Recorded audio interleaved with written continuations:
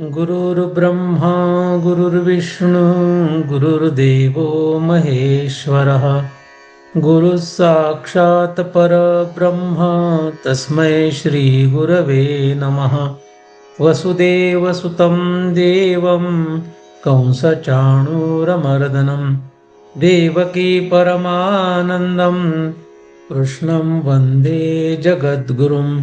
हरि ओं तत्सत् हरि ओं तत्सत् हरि ओं तत्सत्। सद्गुरुनाथ भगवान की जय। चैतन्य आश्रम आळंदी देवाची, पुणे, महाराष्ट्र, भारत। संस्थापक ब्रह्मीभूत सद्गुरु श्री अनाप महाराज। इनकी असीम कृपा से श्रीमद् भगवद गीता का एक विशेष अभ्यास हम लोग कर रहे हैं। आज पहले अध्याय का 13 क्रमांक का श्लोक समझने की कोशिश करते हैं।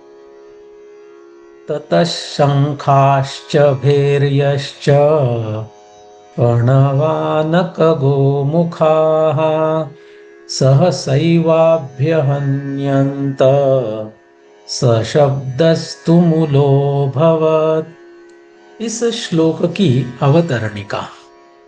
पितामह भीष्म ने योद्धाओं को प्रोत्साहन देने के लिए सिंहनाद करके शंख बजाने पर कौरवों की सेना ने रणवाद्य बजाने से क्या हुआ, यह कहते हैं।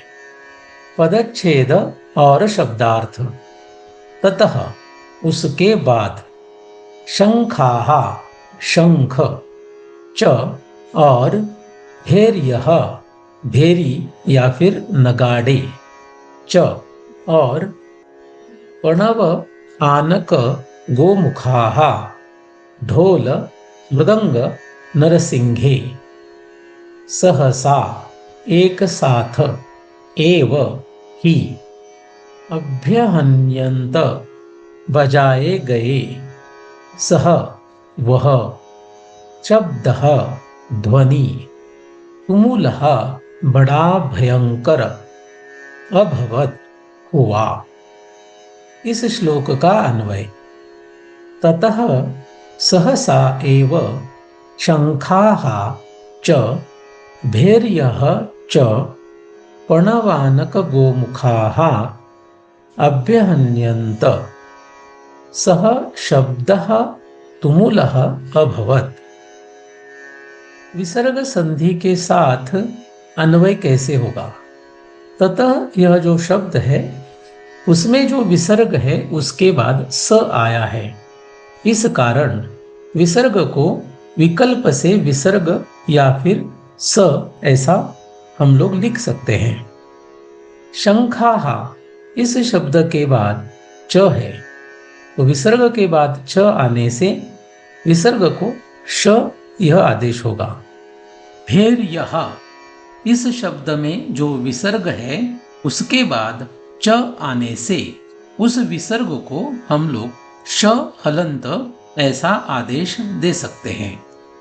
प्रणवानक गोमुखाः इसके बाद स्वर अ आया है और इस कारण विसर्ग का लोप कर सकते हैं। सह इसके बाद शब्द, यह शब्द है।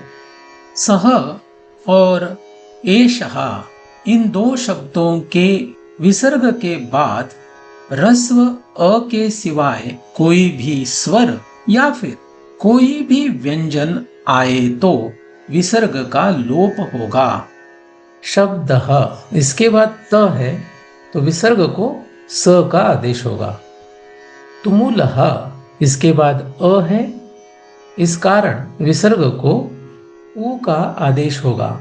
ल का अ अधिक उ ओ होगा और शब्द बनेगा तुमुलो। तो इस तरीके से हम लोग विसर्ग संधि के नियम भी यहाँ पर देख सकते हैं। इस श्लोक का अन्वयार्थ। उसके बाद एक साथ ही शंख और नगाड़े और ढोल मृदंग नरसिंघे बजाए गए। वह ध्वनि बड़ा भयंकर हुआ। सरलार्थ। उसके बाद एक साथ ही अनेक शंख और नगाड़े और ढोल, मृदंग, नरसिंघे बजाए गए। वह ध्वनि बड़ा भयंकर हुआ। भगवान श्री ज्ञानदेव महाराज जी ने इस श्लोक के ऊपर जो ओवियां लिखी है उनको देखते हैं। निडर सैन्य समूह गरजने लगा। वह प्रचंड सैन्य समूह किसको खाए और किसको नहीं, माने कि किसको मारे और किसको नहीं, ऐसा भयानक दिखने लगा। धैर्यवान योद्धाओं को भी यह महाप्रलय लगने लगा। नगाड़े, नगाड़ों के साथ चलने वाली ऐसी ध्वजा जिस पर घंटियां लगी रहती हैं, मृदंग, शंख, बड़े ढोल, तुरही माने कि तुतारी, यह एक लंबा पीतल का वाद्य जो फूंक कर बजाया जाता है। यह सभी वाद्य और योद्धाओं का भय, आतंक व खौफ उत्पन्न करने वाला कोलाहल एक साथ मिल गया। वह सभी योद्धा आवेश में आकर ताल ठोंकने लगे, एक दूसरे को युद्ध के लिए ललकारने लगे। ऐसी स्थिति में उस जगह मदोन्मत्त हाथी काबू में नहीं आ रहे थे। ऐसी स्थिति में कायरों की तो बात ही क्या है। कमजोर लोग कचरे जैसे इधर उधर फेंके गए। ऐसी स्थिति देखकर चौंक कर कृतांत खुद के शरीर को ठीक से उठा भी न पा रहा था।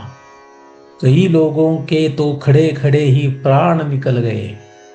अच्छे अच्छे योद्धाओं के डर के मारे दांत जम गए।